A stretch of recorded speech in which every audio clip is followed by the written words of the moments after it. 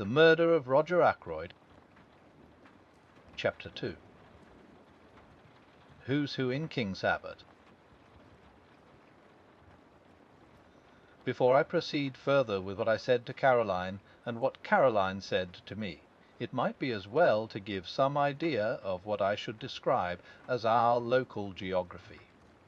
Our village, King's Abbott, is, I imagine, very much like any other village. Our big town is Cranchester, 9 miles away. We have a large railway station, a small post office, and 2 rival general stores. Able-bodied men are apt to leave the place early in life, but we are rich in unmarried ladies and retired military officers. Our hobbies and recreations can be summed up in the one word: gossip. There are only 2 houses of any importance in King's Abbott. One is King's Paddock, left to Mrs. Ferrars by her late husband. The other, Fernley Park, is owned by Roger Ackroyd. Ackroyd has always interested me by being a man more impossibly like a country squire than any country squire could really be.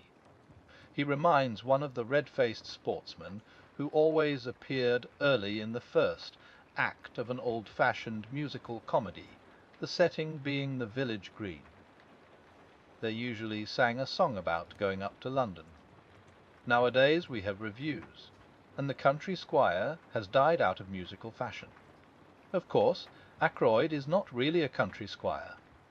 He is an immensely successful manufacturer, I think, waggon wheels. He is a man of nearly 50 years of age, rubicund of face and genial of manner. He is hand and glove with the vicar, subscribes liberally to parish funds, though rumour has it that he is extremely mean in personal expenditure, encourages cricket matches, lads' clubs, and disabled soldiers' institutes. He is, in fact, the life and soul of our peaceful village of King's Abbott. Now, when Roger Ackroyd was a lad of 21, he fell in love with and married a beautiful woman some 5 or 6 years his senior.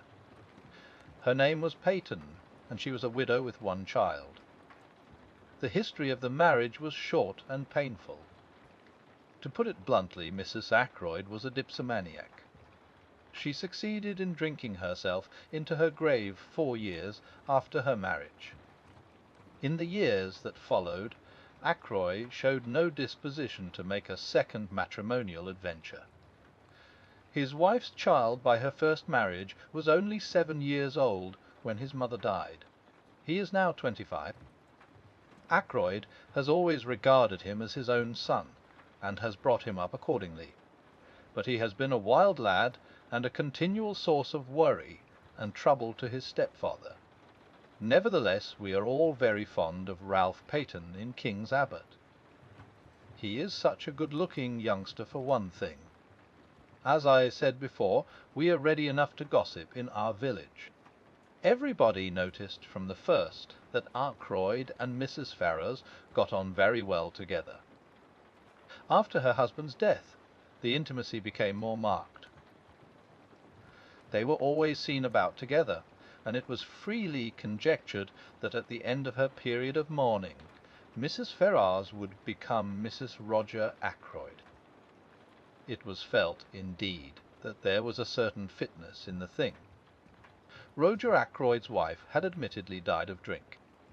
Ashley Ferrars had been a drunkard for many years before his death. It was only fitting that these 2 victims of alcoholic excess should make up to each other for all that they had previously endured at the hands of their former spouses. The Ferrars only came to live here just over a year ago, but a halo of gossip has surrounded Ackroyd for many years past. All the time that Ralph Patten was growing up to manhood, a series of lady housekeepers presided over Ackroyd's establishment, and each in turn was regarded with lively suspicion by Caroline and her cronies. It is not too much to say that, for at least 15 years, the whole village has confidently expected Ackroyd to marry one of his housekeepers. The last of them, a redoubtable lady called Miss Russell has reigned undisputed for 5 years, twice as long as any of her predecessors. It is felt that, but for the advent of Mrs. Ferrars, Ackroyd could hardly have escaped. That, and one other factor, the unexpected arrival of a widowed sister-in-law with her daughter from Canada. Mrs. Cecil Ackroyd, widow of Ackroyd's ne'er-do-well younger brother, has taken up her residence at Fernley Park, and has succeeded, according to Caroline, in putting Miss Russell in her proper place. I don't know exactly what a proper place constitutes. It sounds chilly and unpleasant, but I know that Miss Russell goes about with pinched lips, and what I can only describe as an acid smile, and that she professes the utmost sympathy for poor Mrs. Ackroyd, dependent on the charity of her husband's brother. The bread of charity is so bitter, is it not? I should be quite miserable if I did not work for my living. I don't know what Mrs. Cecil Ackroyd thought of the Ferrars affair when it came on the tapis. It was clearly to her advantage that Ackroyd should remain unmarried. She was always very charming, not to say gushing, to Mrs. Ferrars when they met. Caroline says that proves less than nothing. Such have been our preoccupations in King's Abbott for the last few years. We have discussed Ackroyd and his affairs from every standpoint. Mrs. Ferrars has fitted into her place in the scheme. Now there has been a rearrangement of the kaleidoscope. From a mild discussion of probable wedding presents, we have been jerked into the midst of tragedy. Revolving these and sundry other matters in my mind, I went mechanically on my round. I had no cases of special interest to attend, which was, perhaps, as well, for my thoughts returned again and again to the mystery of Mrs. Ferrars's death. Had she taken her own life? Surely, if she had done so, she would have left some word behind to say what she contemplated doing. Women, in my experience, if they once reach the determination to commit suicide, usually wish to reveal the state of mind that led to the fatal action. They covet the limelight. When had I last seen her? Not for over a week.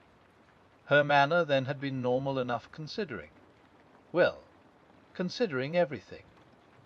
Then I suddenly remembered that I had seen her, though not to speak to, only yesterday. She had been walking with Ralph Peyton, and I had been surprised, because I had had no idea that he was likely to be in King's Abbott. I thought, indeed, that he had quarrelled finally with his stepfather. Nothing had been seen of him down here for nearly 6 months.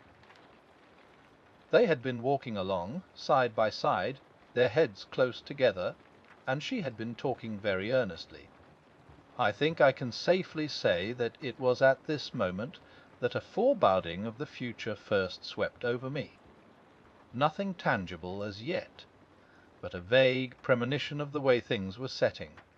That earnest T-T-O-T-E between Ralph Patten and Mrs. Ferrars the day before struck me disagreeably. I was still thinking of it when I came face to face with Roger Ackroyd. "Shepherd," he exclaimed, "just the man I wanted to get hold of. This is a terrible business." "You've heard, then?" he nodded. He had felt the blow keenly, I could see. His big red cheeks seemed to have fallen in, and he looked a positive wreck of his usual jolly, healthy self. "It's worse than you know," he said quietly. "Look here, Shepherd, I've got to talk to you. Can you come back with me now?" "Hardly. I've got 3 patients to see still, and I must be back by 12 to see my surgery patients. Then this afternoon. No better still, dine tonight." "At 7:30? Will that suit you?" "Yes, I can manage that all right. What's wrong? Is it Ralph?" I hardly knew why I said that, except, perhaps, that it had so often been Ralph. Ackroyd stared blankly at me, as though he hardly understood. I began to realize There must be something very wrong indeed somewhere. I had never seen Ackroyd so upset before. "Ralph," he said vaguely. "Oh, no, it's not Ralph. Ralph's in London. Damn! Here's old Miss Gannett coming. I don't want to have to talk to her about this ghastly business. See you tonight, Shepherd, 7:30. I nodded, and he hurried away, leaving me wondering. Ralph in London.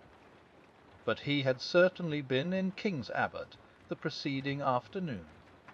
He must have gone back to town last night or early this morning, and yet Ackroyd's manner had conveyed quite a different impression. He had spoken as though Ralph had not been near the place for months. I had no time to puzzle the matter out further. Miss Gannett was upon me, thirsting for information. Miss Gannett has all the characteristics of my sister Caroline, but she lacks that unerring aim in jumping to conclusions which lends a touch of greatness to Caroline's manoeuvres. Miss Gannett was breathless and interrogatory. Wasn't it sad about poor dear Mrs. Ferrars? A lot of people were saying she had been a confirmed drug taker for years. So wicked the way people went about saying things. And yet the worst of it was, there was usually a grain of truth somewhere in these wild statements. No smoke without fire. They were saying, too, that Mr. Ackroyd had found out about it, and had broken off the engagement, because there was an engagement. She, Miss Gannett, had proof positive of that. Of course I must know all about it. Doctors always did, but they never tell. And all this with a sharp, beady eye on me, to see how I reacted to these suggestions. Fortunately, long association with Caroline has led me to preserve an impassive countenance, and to be ready with small non-committal remarks. On this occasion I congratulated Miss Gannett on not joining in ill-natured gossip. Rather a neat counter-attack, I thought. It left her in difficulties, and before she could pull herself together, I had passed on. I went home thoughtful, to find several patients waiting for me in the surgery.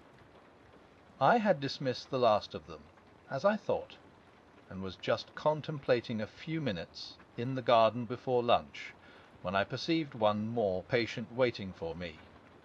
She rose and came towards me as I stood somewhat surprised. I don't know why I should have been, except that there is a suggestion of cast iron about Miss Russell, a something that is above the ills of the flesh. Ackroyd's housekeeper is a tall woman, handsome but forbidding in appearance. She has a stern eye, and lips that shut tightly, and I feel that if I were an under-housemaid or a kitchen-maid I should run for my life whenever I heard her coming. "Good morning, Dr. Shepherd," said Miss Russell. "I should be much obliged if you would take a look at my knee." I took a look, but, truth to tell, I was very little wiser when I had done so. Miss Russell's account of vague pains was so unconvincing that with a woman of less integrity of character I should have suspected a trumped-up tale. That it did cross my mind for one moment that Miss Russell might have deliberately invented this affection of the knee in order to pump me on the subject of Mrs. Ferrars's death. But I soon saw that there, at least, I had misjudged her. She made a brief reference to the tragedy, nothing more. Yet she certainly seemed disposed to linger and chat. "Well, thank you very much for this bottle of liniment, Doctor," she said at last. "Not that I believe it will do the least good." I didn't think it would either, but I protested in duty bound. After all, it couldn't do any harm, and one must stick up for the tools of one's trade. "I don't believe in all these drugs," said Miss Russell, her eyes sweeping over my array of bottles disparagingly. "The drugs do a lot of harm. Look at the cocaine habit." "Well, as far as that goes, it's very prevalent in high society. I'm sure Miss Russell knows far more about high society than I do." I didn't attempt to argue with her. Just tell me this, Doctor, said Miss Russell. Suppose you are really a slave of the drug habit. Is there any cure? One cannot answer a question like that offhand. I gave her a short lecture on the subject, and she listened with close attention. I still suspected her of seeking information about Mrs. Ferrars. Now, Veronal, for instance. I proceeded. But, strangely enough, she didn't seem interested in Veronal. Instead, she changed the subject, and asked me if it was true that there were certain poisons so rare as to baffle detection.